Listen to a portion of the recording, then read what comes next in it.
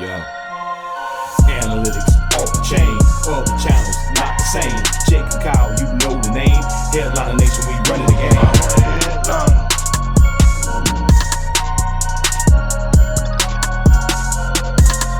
I'm a headliner.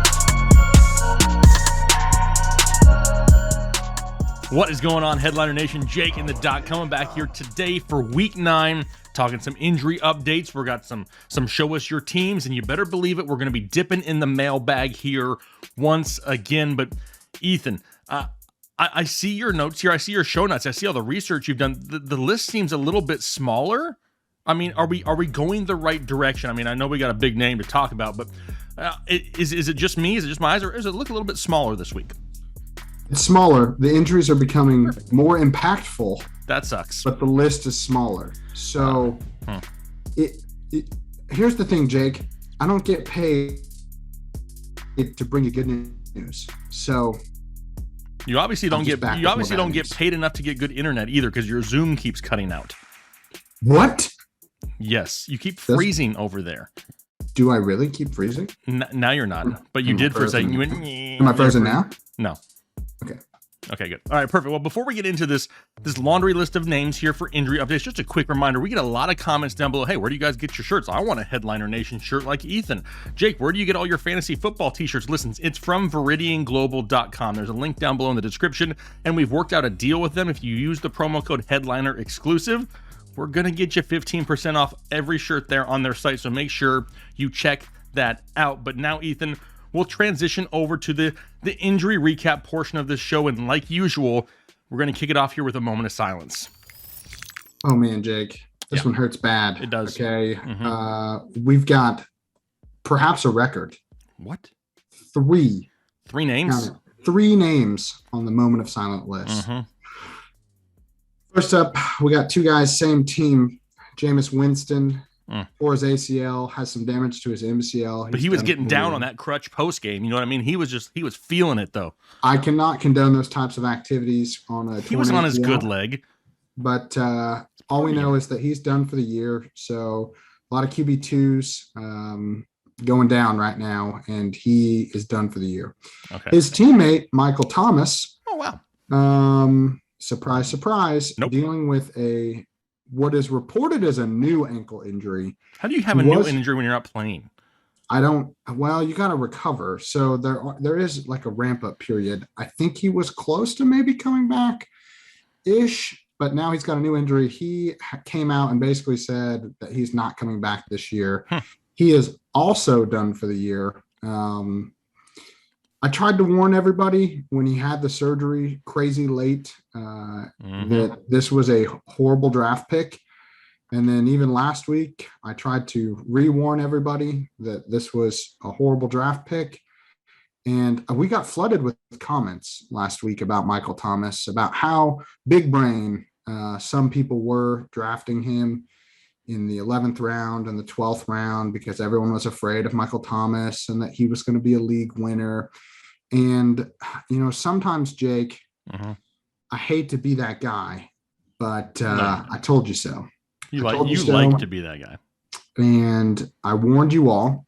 He was on my do not draft list, which means you don't draft those players. It's not a do not draft list, except for if you can get Michael Thomas in the 11th round. It's a do not draft list, as in don't put them on your fantasy team because they're going to get you nothing. So sucks to suck. Last up, this is the saddest one for me because I love this guy, but Robert Tonyan, he tore his ACL. He's done for the year as well. That happened like 3 minutes after we finished recording last week. So it wasn't in last week, but Thursday night he tore his ACL. So he's done for the year, which we just don't have very many tight ends. So anytime we lose one that is like somewhat reliable, it's just devastating. Yep. Hate to do that. So moment of silence for Jameis Winston, Michael Thomas, and Big Bob Tonyan. But now we know of a couple people who aren't going to play this week now. Now, they're not necessarily in the moment of silence category, but we know that they're already ruled out here for week 9. Who we got in that category? Well, this is probably the biggest news coming out of last week. Hit us with it. Give it to me. It's Derrick Henry. Derrick Henry is dealing with a Jones fracture. It's the 5th metatarsal So if you look at your pinky bone or your pinky toe, the bone that attaches to that toe that's on that kind of the outside of your foot is the bone that he broke. And so when you break that bone, typically they have to put in a screw to hold it in place so that it will heal correctly. This one's kind of interesting just because the reported timeline for his recovery is not what I would call standard recovery timeline. They are saying it's 6 to 10 weeks. I think 6 weeks is crazy generous. Statistically speaking, just so that everyone knows, if he returns in less than 10 weeks, research shows that the refracture rate is twice as high, 20% chance of refracture, and his production will drop by about 50% compared to his pre-injury level.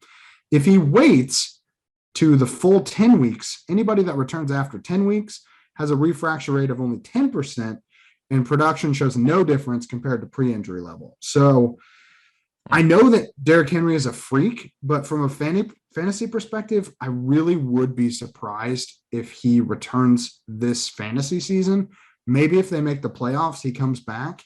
But from just I don't know. I almost put him as a moment of silence because his fantasy season is basically over. Mm-hmm. But I guess there is still this like glimmer of hope that week 15, 16, maybe he comes back. But we just know the risk is there that this could not turn out well for Derrick Henry if he pushes it. So he's already ruled out this week. He's on IR. He's going to be out for a while. So I guess you can't drop him yet, but you're going to have a tough choice holding him. The longer you hold him, the more likely that he's just going to be done. Exactly. Aaron Rodgers is dealing with COVID. Apparently he received some antibody therapies, but wasn't actually vaccinated. Right. And so he's definitely out this week, potentially next week. He did test positive, so he has to test negative, but he also has to wait 10 days. And so we won't know until next Saturday if he's going to play next week. I think what we've seen so far is that players typically make it to that second game, but we know that there's going to be almost no clarity until next Saturday. Calvin Ridley, this isn't really an injury necessarily, but he is taking a mental health break. No timetable for returning. Who knows? He might be done for the year. Right. He might be done with football forever. We really can't speculate because we don't know what's happening there. Yep. But we know that he's not going to be playing this week and probably not anytime soon. Noah Fant's also dealing with COVID. Again, same kind of situation as Rodgers where, we have to wait and see what happens with him, but he's already been ruled out. And then we got 3 guys from the game last night. So Zach Wilson, he's dealing with a PCL sprain that he had in week 7. He didn't play in week 8. And he didn't play last night. So normal recovery for grade 1 sprain is about 4 weeks. So there is, I guess, a chance that he returns next week. But I really hope no one's relying on Zach Wilson for fantasy.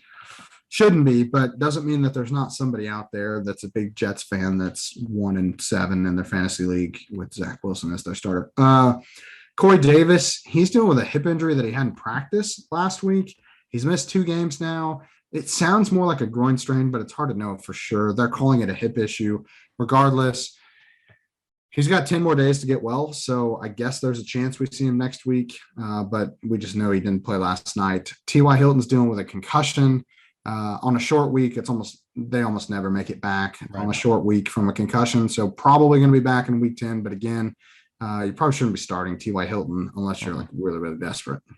Like really desperate because T.Y. Hilton, he ain't done nothing in a couple of years. All right, so those are a few guys already done for the week, but there's some big names on the list that we're going to talk about here for week 9 that kind of in jeopardy as well. We don't really know exactly whether we're going to have these guys or not, but we're going to have to cross our fingers because at quarterback, Ethan, we got a couple big name guys right here at the top of the list.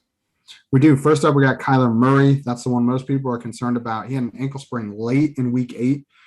He's not practiced yet this week. He's actually trending, I think, towards not playing. If he does play, I expect that his mobility is going to be significantly affected. We'll see what he looks like if he's not as mobile.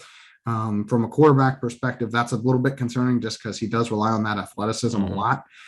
He doesn't need to practice to play necessarily, but he is going to be a game time decision. I would prepare for him not to play And then if he does play, you can still plug him in, but at least you have a backup in place in case he doesn't. Next up, we got Matthew Stafford. He's dealing with a sore back. It's kind of difficult to tell what exactly this injury is. It just says sore back. Is it back spasms? Is it like a bruise? We don't really know for sure. It isn't really something that I would expect him to miss games with. He does play on Sunday night. So if you want to be really risk averse, you could, start somebody else in his place. But if you're starting two quarterbacks, at least put him in that second quarterback spot. If you're playing with a super flex just for flexibility's sake, that's why we call it a super flex. I'm not really worried about Matthew Stafford, though, to be honest. I think he's going to be fine. Tua Tagovailoa always hurt, dealing with a finger injury now, as well as the rib injury that he's been dealing with kind of all season. He was limited. Doesn't look like he's not going to play, so doesn't look like he's not going to play. My English teacher would kill me. Double negative or something? Double negative. Horrible. He's going to play most likely. Teacher. I don't think that Tua is a great option most of the time, but he does get the Texans this week. So if you need a streamer, he's going to be pretty okay. All right. Okay. Pretty okay. Just what you want for a streamer, right? Right. Sam Darnold, he's dealing with a concussion. He's been limited, but he is in a non-contact jersey. So he's pacing to play right now based on what we expect given the concussion protocol. But concussions are really tricky because it really depends on if the symptoms clear up in time. And so at any point he could be like, "Ooh, yeah, my head hurts again," and not play. So PJ Walker could get a start. He's not really a sexy streamer, but at least we know that, he could potentially give you something with his legs. Maybe. Speaking of a guy that could give you something with his legs, let me tell you about Taysom Hill. Okay. He's dealing with a concussion. He's been out for a little bit here. He was able to practice in full this week. No Jameis Winston, so we know that Taysom Hill is probably going to get the start. And we've seen as a quarterback, he's going to run a ton and probably going to give you some solid upside as a runner and a little bit as a thrower. He's not a great thrower, but he's not the worst thrower in the world either. And so he's not Zach Wilson, right? I mean, I'm not going to say if Zach Wilson's the worst thrower I've ever seen, but I could say that he was doomed from the start because his offensive line is terrible. Taysom Hill, another streaming option. A lot of streaming quarterback options right now. He just add him to the list, okay? Throw him on top. Last one here for the quarterbacks, Dak Prescott. He did ultimately sit in week 8, which I warned everybody was very, very likely to occur. He's dealing with a calf injury. There is some optimism that he's going to play this week. He gets a matchup against the Broncos defense that just traded away Von Miller, so not a bad option, but the defense is still pretty good. So it's not like the greatest option in the world, but if Dak Prescott's playing, you're probably starting him. The re-injury risk is a little bit higher with calf injuries. We've seen that over and over and over again. So just know that he is a riskier QB1 option, but if he's playing, you're probably going to have to play him. Right. And if not, you can always look at it and be like, hey, maybe Cooper Rush is sitting out there and he's like just below Tom Brady when it comes to GOAT level is Cooper Rush. So if you need somebody, Cooper Rush is probably available. Anyway, okay, moving on. Let's talk about some guys who catch balls for a living, some wide receivers here that are still banged up, and I can almost guarantee you we're going to talk about the Giants at one point, but I don't think they lead off the list here. They don't, but they're might close. As well because they're like permanently on this list. I don't even have to look at your list to know. I know it's the absolute worst. You know what? Let's just talk about the Giants because we're already in that mode. Perfect. Let's just get them out of the way. We got Kadarius Toney, Kenny Golladay, Sterling Shepard. Kadarius Toney is dealing with. He was dealing with an ankle sprain. Managed to come back, and then he cut his thumb. His hand got stepped on, and cut his finger. So he is expected to play, but again, what's it going to look like? I'm sure he's got stitches of some sort keeping that thumb together. So maybe he's not quite as sticky hand as before. Okay. Kenny Golladay, he was limited on Thursday. He's been dealing with a hyperextended knee since week 5. They do have a bye week coming up next week, so I don't really expect them to push for Kenny Golladay to return this week, but just know that he is practicing again and looks at least somewhat closer than he did last week. So just kind of keep an eye on him, I guess. Sterling Shepard, that dude's always hurt. Yeah. he gives us like 2 weeks a year that you're really excited about, and then it's just hurt the rest of the year. Yep. He came off a hamstring strain and then immediately hurt his quad. He hasn't practiced yet. Doesn't look like he's going to play. Again, with that bye coming up, I expect them to be pretty cautious with all these guys, just because they've just all been hurt the whole year. Next up, we got Devante Parker. He's dealing with a hamstring strain and a shoulder sprain. He did play pretty well last week, despite being limited. I do expect him to play again this week. We got 2 guys for the Cowboys. Amari Cooper, he's been dealing with a hamstring strain for a little while here. He's been limited all week. The re-injury risk is high, but it does look like he's going to play. CeeDee Lamb is dealing with an ankle injury that he had in practice on Wednesday. We don't like to see these in-week injuries. He didn't practice on Thursday. They're being cautious. If he doesn't get anything in on Friday, there's a chance that he's in the wrong direction and doesn't play. That would bump up Amari Cooper quite a bit. And we're still without Michael Gallup. So, again, Amari Cooper would probably be kind of a must start. He already probably is a must start for most people, but really upside target week for Amari Cooper if CeeDee is out. Cole Beasley, he's been dealing with a rib contusion. He hasn't practiced yet as of Thursday.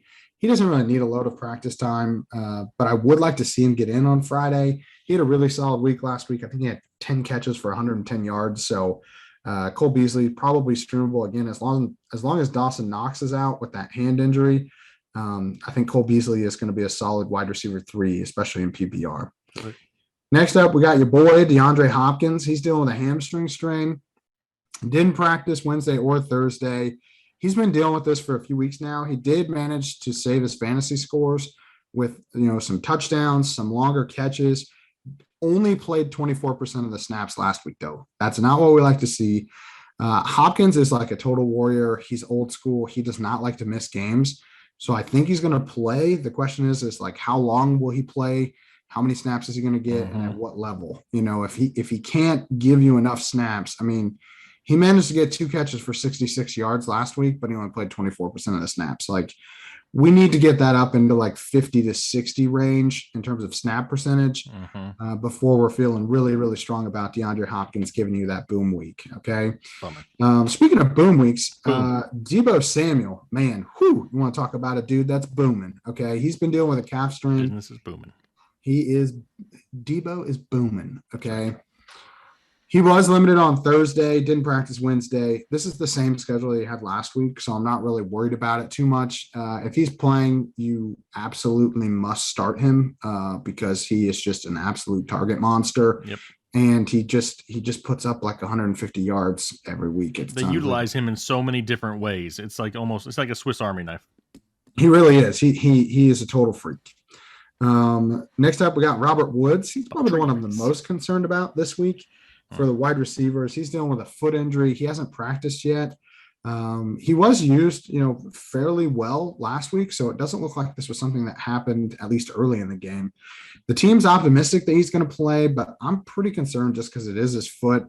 It is, something where if you're relying on him going into Sunday night, you better have a backup plan just in case because there's a chance that they scratch him. Julio Jones, last up here. Might as well just put him on the list with the Giants wide receivers because I talk about him every week. But he sat out last week, which I said he probably would if he didn't practice, and he didn't. But he is practicing this week, so that means he's probably going to play. Pretty risky boom bust wide receiver 3, just with the knowledge that when he plays on an injured hamstring, the re-injury risk is like crazy high for him, like almost 70%. So it's just. You probably have to throw him in there, but don't expect huge games. Yep, not old school Julio Jones, right? No. Those days are over, but the offense could definitely use him after losing Derrick Henry. So now we move on to the running back position, and there's a few names that I know we're going to get close on here in the coming weeks, but also some names this week we're looking at a little bit worried about. The pickings are slim, Ethan, when it comes to running backs, and we can't afford to lose more guys to injuries. Who do we got there? Yeah, I know. We're definitely hurting the running backs especially. But first up, we got James Robinson. He's dealing with a heel bruise. And the problem with heel bruises, or really just any foot injury, but the heel especially, is that when you're dealing with this, you and I hear bruise and you think, oh, it's just a bruise, like no problem, he'll be fine. But it's a bruise on your heel. And so which if gets you've ever stepped had on a every bruised time. heel or just any foot injury, I've every stepped time on a you Lego before. Does that count? No. It hurt. Well, I don't care. For days. The problem is that every time you step on it, it hurts worse. And so it really is a pain management issue. It's not something that he can really like avoid using because it's his heel. And so if the pain is controlled, he could probably play. He's playing the Bills defense. That's not a great matchup for him. I don't expect him personally to play on this, but if he does, he's not going to be the James Robinson that you're expecting. At least I would not expect him to be that. That's a terrible sentence, but we're going to keep going. That's right. Okay, next up, we got Chase Edmonds. Speaking of guys that are just not what you expect, he's dealing with a shoulder sprain. It was a re-injury from an injury he had earlier this season. He managed to play 60% of the snaps last week, but the last time that we saw Edmonds enter the week with a shoulder sprain, that flipped with James Conner. So James Conner took the bulk load of the carries, and James Conner appears to be the better back right now in this offense. He's scoring a ton of touchdowns. Even if Kyler Murray's out, I'm probably going with Conner over Edmonds this week. If Kyler is definitely out, the team might be taking just like an in-season bye, and we shouldn't play any of them. Next up, Saquon Barkley. He's still recovering from his ankle sprain that's kept him out since week 5. He did appear to be on pace to potentially beat what I expected to be his timeline of week 11 because they have a bye next week. And he is starting to practice, or at least he was supposed to start practicing, but then he tested positive for COVID. They're trying to say that this was a false positive test, but then there's reports now that he failed the second test, or maybe he tested positive the first test and then was a negative the second test. We don't really know what his second test was because we've literally had 2 different reports on it.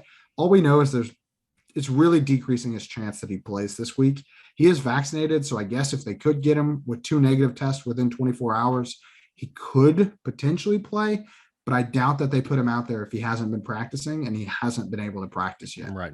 Yep. Last up for the running backs, we got Elijah Mitchell. He's dealing with a rib bruise. He didn't practice on Wednesday, limited Thursday. I'm expecting him to play, but it does appear that the team is, opening the practice window for Jeff Wilson, who he's recovering from a meniscus tear in the preseason. So Jeff Wilson is coming back, which of course tells us that this is going to be a JaMychal Hasty week. Basically. I'm kidding. Of course, you're going to want to start Trey Sermon. No, that's not right either. I'm going to go with Mitchell, which means it's probably going to be Jeff Wilson. Is that your final answer? I hate this team. That's my final answer. I hate this team. Yeah, I mean, Elijah Mitchell's played great here the last couple of weeks. If he's 100% healthy, I would have a hard time thinking that they would just completely abandon him for Jeff Wilson in a first game back type scenario. But yeah, that's where I'm hoping is that Elijah Mitchell is the guy, at least for 1 week, so we have at least one more week of clarity here in San Francisco. What about tight ends, the football kind? We got anybody over there? Last one, Darren Waller. He's really the only one this week. He's dealing with an ankle sprain prior to week 7. He missed that game. Then he had the bye week. He's practicing this week, so I think there's a pretty good chance that he plays. Hopefully he can turn this thing around. I mean, he hasn't had an amazing season thus far, but, with Robert Tonyan going out, we don't have George Kittle, potentially. We'll talk about him a little bit. If he's playing, you have to play him. There's just no other options. Yeah, that's the biggest thing is there's not a lot of good tight end options. So even if they're not 100% healthy, when you get some of these top guys, you got to throw them in there as long as they're playing. Yeah. What about a few guys that are kind of so you're saying there's a chance we see him in a lineup here this week? Yeah, well, one of these guys, there is a for sure chance. For sure chance. We're talking about Tyrod Taylor. He's returning from a hamstring strain way back in week 2. He is slated to start this week. I'm not really rushing to put him back in my fantasy lineups. He did play really well prior to getting hurt. So I guess there is a chance that he can, pick that right back up. But at a minimum, this is a huge boost for Brandon Cooks, which he's now, in that firmly in that wide receiver 2 range again, week to week. As long as he has Tyrod Taylor, we knew that he fed Brandon Cooks too. So It's good for the offense that's not very good. The offense isn't very good, but It's not that great. It's good for Brandon Cooks. Let's put it that way. There you go. For one guy. Perfect. Next up, we got the two guys people ask me about every week, so I just throw them in here again. Christian McCaffrey, he was designated to return off IR this week. That's exciting. He's been on IR since week 6, but he initially hurt his hamstring in week 3. Technically, Christian McCaffrey could return this week. I think that next week is more realistic for him, but technically there is a chance that they could play him. So I still think Chuba Hubbard's probably the guy this week. But technically, there's a chance Christian McCaffrey could come back. Perfect. And last up, George Kittle. I mentioned him a little bit earlier. They did designate him to return off of IR. He is practicing this week, which is good. The team is taking things really, really slow with him. It's funny. This was like the only one that I thought was pretty humorous. So Jimmy Garoppolo is getting interviewed this week, and he says, "Oh, yeah, George Kittle looks amazing. He's looking really fast in practice, really, really solid." And then George Kittle gets interviewed and says, "Jimmy Garoppolo is full of crap.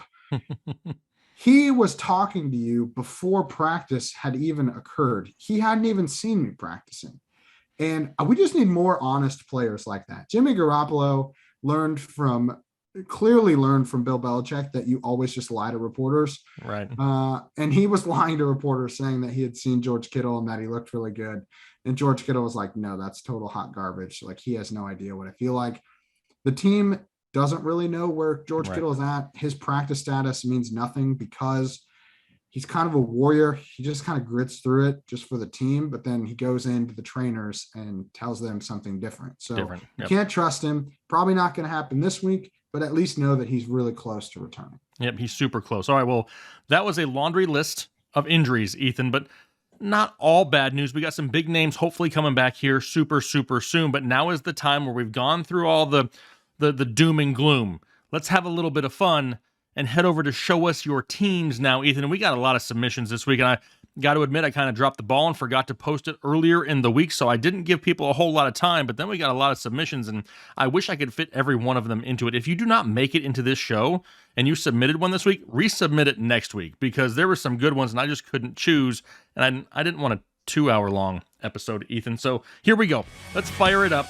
Let's hit into the very first one, because this one is from Dre Stevens, who took the opportunity to write on the back of what looks like a padded envelope. But no, this is not a new padded envelope. This is a wrinkly, used padded envelope. But maybe it's the best he has. Maybe he was just like, "Hey, Jake didn't give me much of an opportunity this week, so I'm gonna take the blame for this one." I also appreciate him leaving the number for Uline on the internet here for us. So if anybody needs something from Uline, make sure you contact them right there. Economy Bubble Mailer number 2, if that's what you're looking for. But let's look at his overall team here. Now, the first thing, Ethan, is his team name, CMC, my third best RB. Is that a team name? I think it's more of a flex. Yeah, I think it is too. I think it's more of a... But, I mean, he's got it underlined, though. Well, it's like 3/4 underlined. So I'm guessing it's like a team name. And if it is, not the best team name I've ever had, unless he's just trying to, mushroom stamp his teammates at this point. No, this seems like a flex, which is not even really that great of a flex, because technically he's your 4th best RB because he's not playing yet. Right. So, yeah. But having at least you drafted 3 running backs like we recommend, so that when CMC gets hurt, you're still fine. But I have a question, though. How the hell did he get CMC, Dalvin, and Najee? Well, you see, Jake. Did he take advantage of somebody along the way? Did he commit a crime somewhere? It appears as though there could have been. And he still has Stephon Diggs and Justin Jefferson. Some tomfoolery occurred. It sounds like he likes to trade, so he did put just traded Cooks for Ridley. Ouch. Brandon Cooks. So that sucks. That sucks. But, I mean, at this point, does it really matter? You got JJ and Diggs still. I mean, you're probably fine, but that does hurt your wide receiver 3 flex option. I don't know. Now, he I probably also would not says, have recommended trading for Ridley right now, just because we have no idea what's going on. now he also has a note here that says, my old hoopin' buddy, Jeff Wilson is on IR. Secret weapon. Secret weapon. Do we really think that his old hooping buddy is Jeff Wilson? I have no idea. Do you have any reason to think that he's lying? No. Me That's neither. The thing that's so conflicting. Me neither. Now, you can tell me that. Dre, if you want to get a hold of Jeff, if you can, and I'd love to interview him. I'd love to talk to him. Yeah. I'd like to talk to Jeff Wilson Jr. Hit your boy Jeff up. Yeah. At one point, I think I referred to him as like the tax man because he sounds like Jeff Wilson Jr., like the guy that does my taxes. But I mean, I would love to talk some football with him for sure. The Maybe overall he's getting his roster, Jeff Wilson's mixed up. yeah, the overall roster is absolutely insanely crazy good. So obviously, you're out there, you're dominating, you're just flopping it around every single week. I think Christian McCaffrey's your third best running back. and you're going to get him back and just totally dominate. So overall, great team. How you got that though? I'd like to know down in the comment section. So let us know down below, Dre. How'd you pull that off? All right, next one, Ethan. We're going over to Frederico Garo. What's up, Frederico? I spent too much time, a number that I don't want to admit to you, Ethan, on how long that I tried to read what was on the other side of this paper. I don't think it's in English though. I don't think it's English. It doesn't seem like it's in English. So I couldn't tell for sure. But what really drew my attention here is it's a team name of Kane. Does it say Kane what? Kane Ferose. What does that mean? Terose. Terose. And what is it? Is it wet on the bottom or is that a grease stain? What? See, like right below Jalen Waddle, it's like it's wet. Like the paper is wet. Did you drool? Maybe he was. Well, he does say that he's 8-0. Maybe he was drooling over this. Maybe he was. Maybe he was looking at it and was like, my team is amazing. Let's look at the team. He's got Herbie as his quarterback. McCaffrey and Harris. Still don't know how you got both. Pittman, McLaurin. Well, McLaurin's on Harris was going occasionally at the end of the second round. I guess so. Kind of see how it happened. Okay, I can get that. McLaurin's on a bye week, so make sure you get him out. Fant and McCaffrey may not play, so you got to get him out too. And Fant isn't playing either. I know you got a sad face there, but you also got DeAndre Swift on the bench. You got Calvin Ridley with a raining cloud. So yeah, DeAndre Swift isn't playing this week either. They're on bye, aren't they? The Lions are on a bye as well. This team is hurting on bye weeks right Frederico, now. you are about to be 8-1, my friend. Dude, you're in trouble. I mean, you're going to have to start Adrian Peterson potentially as your running back there for McCaffrey, and then in your flex, you're not going to have a choice other than to go Jalen Waddle or Julio Jones. Yeah, because you can't. Actually, you got to have go both of them because you got to replace McLaurin too. Oh, Kane. Oh man, Kane, Julio plays. Kane, you are going 8-1. I wish I knew what your team name was. Kane, dude, I think he can make it, but there's a chance. There's a chance. What chance does he have? There's a chance. Okay, The only chance he's got is if his team that he's playing against doesn't even set a lineup. There's still a chance that happens. Kane. He doesn't even have a tight end, Ethan. I didn't say there was a good chance. Okay, I just said there was a chance. Who does he drop to pick up a tight end? Do you just drop Noah Fant to pick up another tight end? No, because Fant has COVID. But who else do you drop? Hurts if you don't start two quarterbacks. If you can't start two quarterbacks, you shouldn't roster them. I don't mind that. That would probably be the next logical. That would be the scenario. most logical. I don't think you can drop Calvin Ridley, even though I don't know when he's going to play again. Yeah, I still think that dropping him would be a net negative move. I want Frederico to post his game score at the end of the week. Yes. Hey, tag me on Twitter, Frederico. Come back to this tweet and show us your game score at the end of it. I want to see if you can show us your team again. Yeah, show us the results of your team. All right, moving on to the next one. Josh, I think it's Mel. Josh Mel. Yeah. He's got the Hot Chub Time Machine. I've heard it before. I'd like it, but it's not original because we've heard it before. Mm-hmm. Big roster. First thing I see here is a lot of names. Overall, the handwriting's pretty solid, though. We got Tua. We said he was a decent streaming option. We dig it. Because he has Tom Brady on bye. Yep. He started Michael Carter and Damian Harris as his 2 running backs. Let me see, how is Michael Carter doing right now? Because we're recording this during the game. Currently, Michael Carter, 9 attempts for 36 yards, 1 reception for 37 yards, for a total of, what is that? That's 7 fantasy points or so. So not bad so far. Not great yet. Yeah. Your wide Kind receiver of had to start him after last week, though, Exactly. so I get it. Yep, 100%. You got Hopkins and Chase as your wide receiver. A little bit worried about Hopkins. We talked about that. Yep. You also have Keenan Allen as a flex, Jalen Waddle. So, I mean, technically what you could always do is put Keenan Allen as your wide receiver, drop Hopkins down to your flex just in case. Should do that. Yep, because on your bench you got Boston Scott, who could be a lot better option if something happens with DeAndre Hopkins. Plus, you also got Rashad Bateman and Tyler Lockett. Yeah. Allen Robinson's got the sad face. You lost Henry, you lost Sanders, but you're 6-2. You're in first place. And then the note down below: last week traded Mooney and Herbert for Tyler Lockett, and traded T.Y. Hilton and Mike Davis for Miles Sanders. Okay. First trade, I don't mind. Right. Because David Montgomery is probably coming back soon. Right. I don't mind that. The second trade is capital offense that is punishable by not death, but close. Because Miles Sanders is a scrub, and scrubs don't get no love from me, okay? Get that dude off your team. Never trade for Miles Sanders. This is terrible. Can we not? You're beating up my boy Miles Sanders here, but can you not say that a lot of it has to do with Nick Sirianni, the head coach, being a complete idiot? We know that if he was good, he'd be scoring 4 touchdowns like the running backs did on the team last week. Oh, God. So, whatever. Pay no attention to the man on the other side of the screen, Josh. Do I love Miles Sanders? No, of course I do. I like Miles Sanders. I don't like Nick Sirianni and how he utilizes Miles Sanders. I will put it that way. He has killed that value. The trades, like I said, I don't really hate them. I don't really love them. I've seen worse. I've seen a lot worse. I mean, you're 6-2. You still have plenty of solid options there. Great options dealing with some bye weeks. I would put DeAndre Hopkins down on my flex, though, and make sure that I have another option there ready to go just in case we get word on him late in the weekend.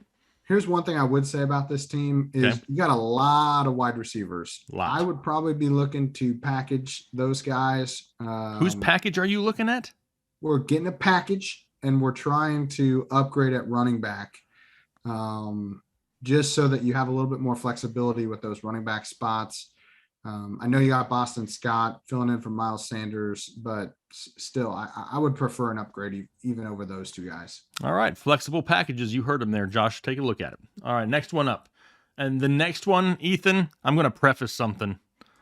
This may be borderline some of the best artwork we've gotten. And it's for Team No Luck, Just Tuck. And he's got Justin Tucker, who does appear to be 3'9" in this picture. Looks a little stumpy. And I don't anatomically very not correct. Yeah, legs very short. Is this like a baby? Yeah, I mean his hands, super small hands. Super small hands. And he's definitely got the two-face going on, right? Half of his face is like blacked out. I don't know what's going on with his face there. Yes. But the overall premise of it, I like it. My question is why is he kicking towards the wrong field goal? Oh, there's another one on this side of the page. You just can't see it. Okay. I was just making sure. Okay. So he's got the Headliner Nation hashtag. Love it. He says he's headliner member Joe P. So he's one of our members here. Yeah, shout out.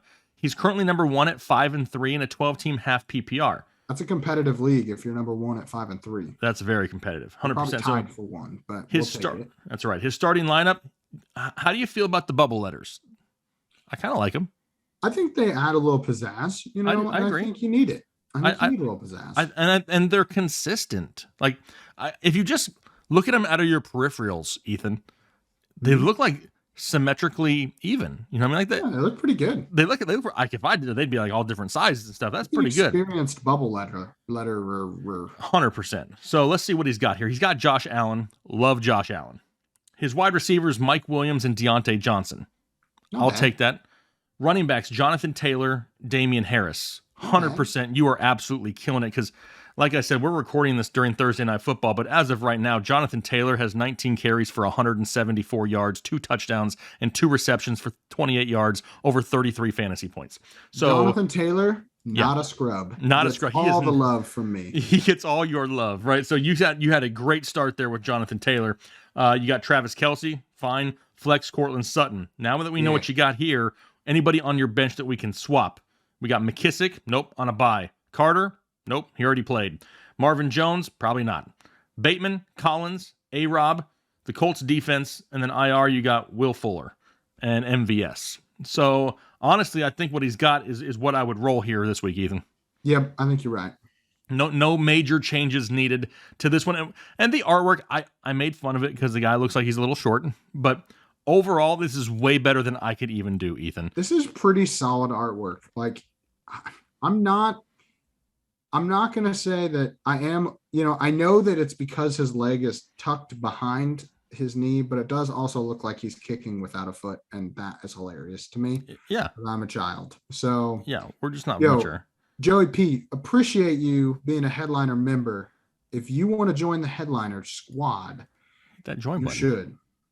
Hit that join button just like Joey P does. $4.99 a month for some bonus videos, members only live streams. We do a giveaway every Sunday morning on the members only live stream. Every morning I'm giving something away from my office. It's crazy. It's amazing. All right, last one here. Last team. We got Zach Armand, and he's got Team Minshew for MVP. He's obviously a big Gardner Minshew fan, and he's even got the little mustache dude, which looks like Yosemite Sam or something like that from old school Looney Tunes. He looks like the guy from Herbert Here's a Who, that movie. You know what I'm talking about? What is that guy's name? Herbert? I don't know. No, that's the elephant. I'm talking about the Isn't it Horton Here's a Who? Yeah, whatever. Herbert Herbert, one of those. Herbert Here's a Who would be a great team name if you had Justin Herbert. Just saying, just throwing it out there in case anybody's got him. All right, let's take it. It's not the Snorlax. That's a Pokemon. It's what is it? It's like something with lax. I can't remember. If you remember, leave it in the comments so that I can feel like a fool later. Perfect. What about his overall team? He's got as his quarterback here, Ethan, Big Schlong Stafford. I don't want to know how he knows. That's none of my business. I personally, on all my fantasy teams, cannot refer in any way to their genitalia or the size. So I could not put that on a piece of paper, personally. He also has, as running back, Joseph Mixon, Dalvin Cookie. Yep. He was started to write Taysom under a wide receiver spot and quickly scratched that out. We can assume it was quickly. Yeah, he's got Tyreek Hill. Okay. He's got a mistake here for the next one though. He's got Deonbay. You got to put the T in there. It's Deontay. It's still Deontay. You can't. I don't know. Deonbay. I think we got it. I mean, I know what it is, but the T I think still needs to be in there. But under his flex, AJ, RJ, BJ, PB, and J Brown. I'm guessing this is supposed to be AJ Brown. Yes. Because I don't know any RJ Brown, BJ Brown, or PB and J Brown. No. But it's clever. Or maybe have you considered that it's supposed to be read as all one word? A Burge NJ Brown. No, that one never once crossed my mind. Well, at tight end he has stumbling, fumbling Kelce, which is kind of funny because Kelce does not look great right now. But no, he does not. They're going to turn it around. I can believe. Kicker, who cares? I agree. Love it. 100%. Bountygate. I think he's referring to the Saints. But I'm going Saints. He could be referring to something else. Hard to say. Okay, yeah, I'm thinking it's the Saints personally.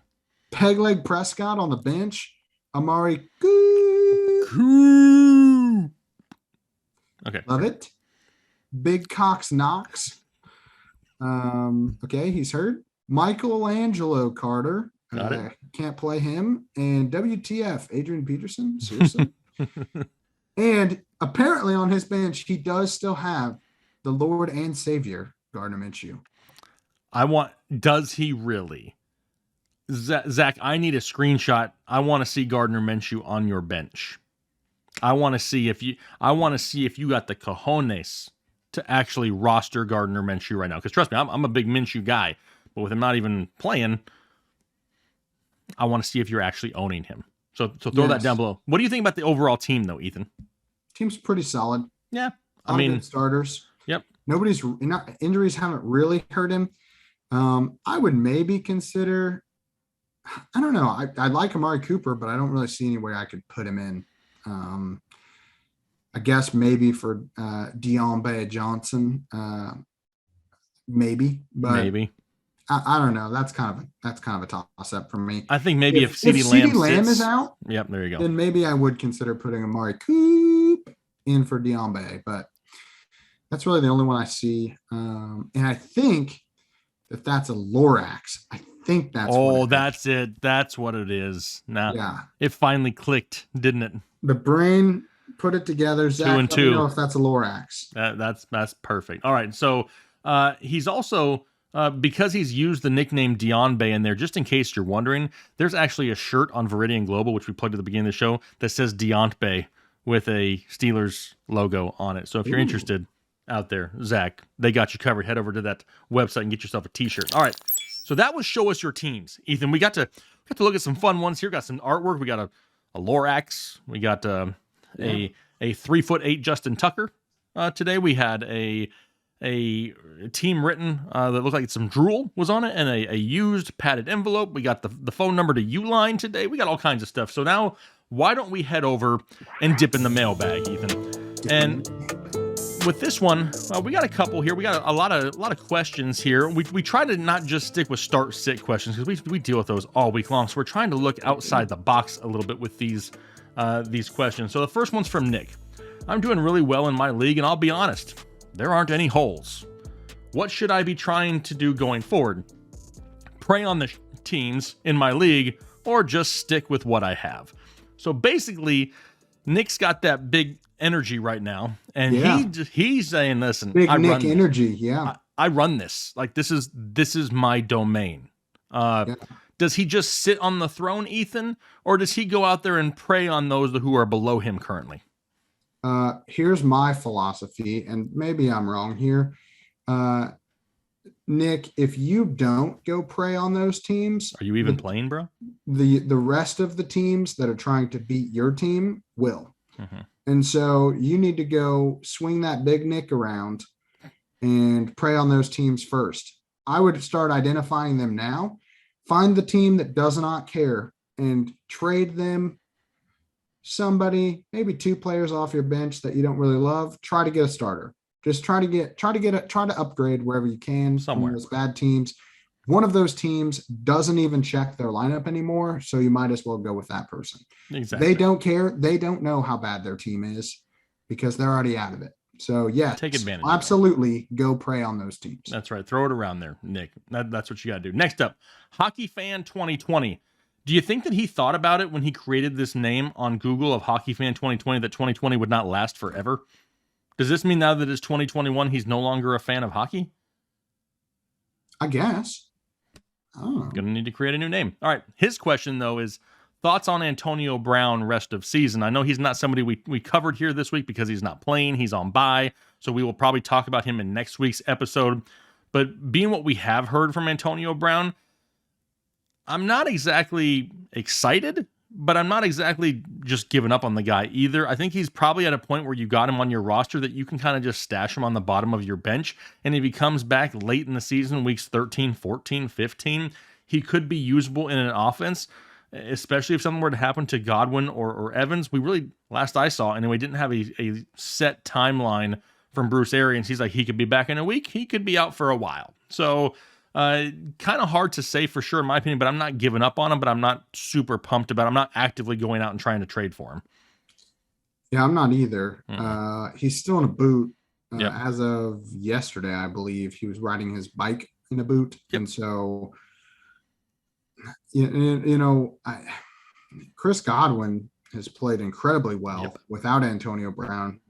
The team actually, I think, looks a little bit better overall with Chris Godwin running those types of routes. So no, I don't think they're going to rush him back. I'm probably not trying to actively acquire him. maybe he give you some wide receiver 3 weeks, a boom week or two, left in him if he can come back healthy. But Right. I'm not relying on him. I'm not trading for him for sure. Definitely not trading for him. There's no anti-Antonio Brown bias in there from the Steelers days, is there?